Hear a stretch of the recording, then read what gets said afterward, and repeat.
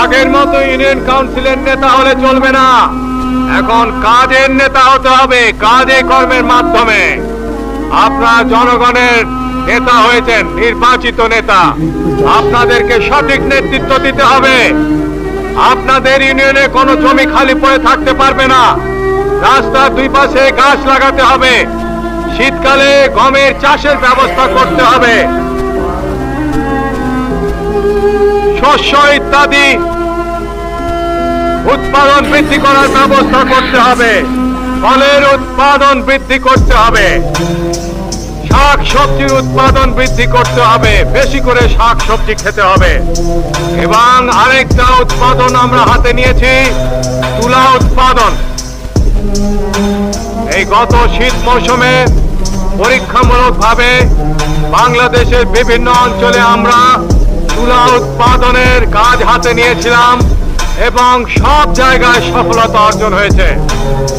আপনাদেরকে নিজ নিজ এলাকায় আরো অনেক বেশি পরিমাণে তুলা উৎপাদন করতে হবে, যাতে আমরা তুলার চাহিদা দেশের মধ্যে মিটিয়ে ফেলতে পারি।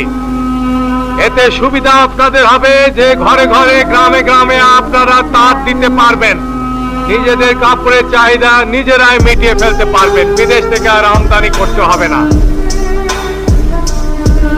মাছের চাষ করতে হবে। খাল বিল ছোট ছোট নদী নালায় মাছের চাষ করতে হবে। এগুলোর দায়িত্ব নিতে হবে ইউনিয়ন কাউন্সিলগুলিকে, থানা কাউন্সিলগুলিকে। সেজন্য থানা উন্নয়ন কমিটি সংগঠন করা হয়েছে এবং এই অর্থনৈতিক বছর থেকে এইগুলি কার্যকরী করা হচ্ছে।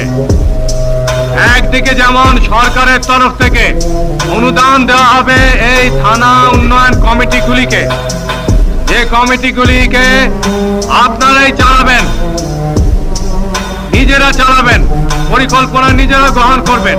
তেমনি অন্যদিকে আপনাদেরকে স্থানীয়ভাবে কিছু টাকা উঠাতে হবে এবং এই 2 টাকার অঙ্ক যোগ করে যে টাকা হবে তার উপর ভিত্তি করে এবং